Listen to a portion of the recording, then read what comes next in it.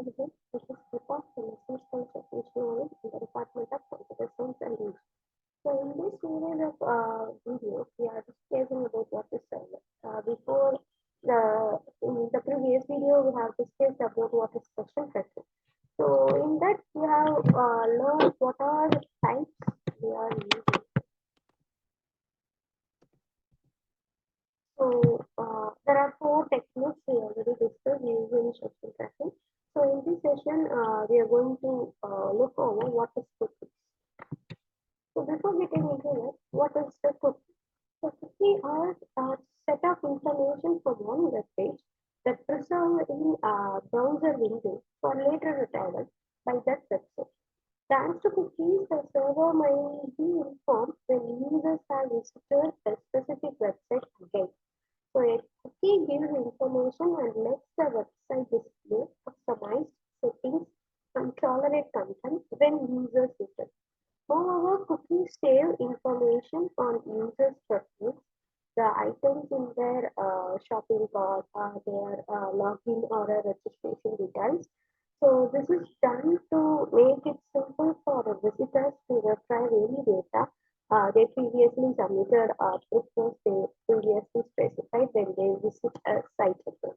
So cookies help advertisers track users' behavior across websites so to track their adverts. Some people consider this approach to be intrusive, even though it is technically it will give user a better customized user experience. So as it is discussed, so cookie is a small piece of information that is preserved between the multiple client requests. These are text files stored on the client computer and then they kept for various information tracking purpose. So Java servlets transparently supports HTTP cookies. So how cookies work? So before getting into that, we will discuss what is the history behind it.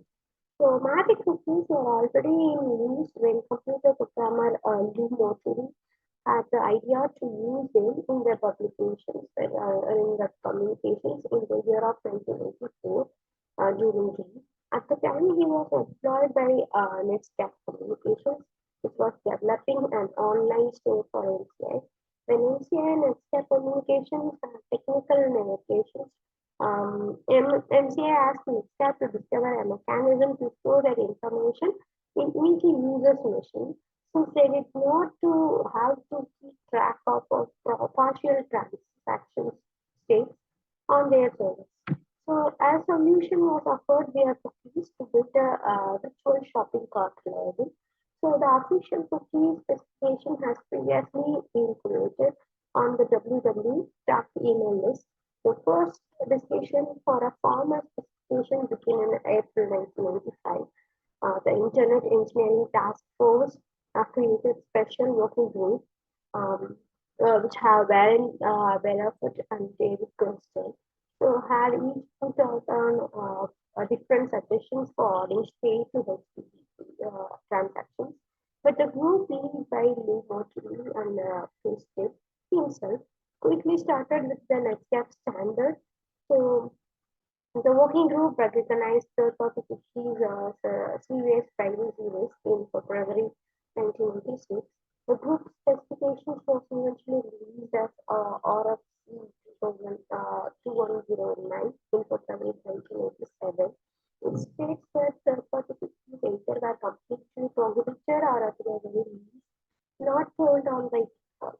So advertising business are already utilizing third-party cookies at that time. So Netscape and Internet Explorer is not abandoned by RFC 2109 advice about third-party cookies. So, so particularly in the year in October 2000, so RFC 2965 replaced the RFC 2109 as the standard. So how cookies work? Servers script sets a set of cookies to the browser, for example, name, identification number, etc.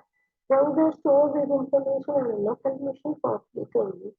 When the next time browser sets any request to web server, then it sets those cookies information to the server and the server use that information to identify the particular user URL working on it. So there are different types of cookies. So non-persistent cookies and then persistent cookies. We can also set some session cookies. So we will continue then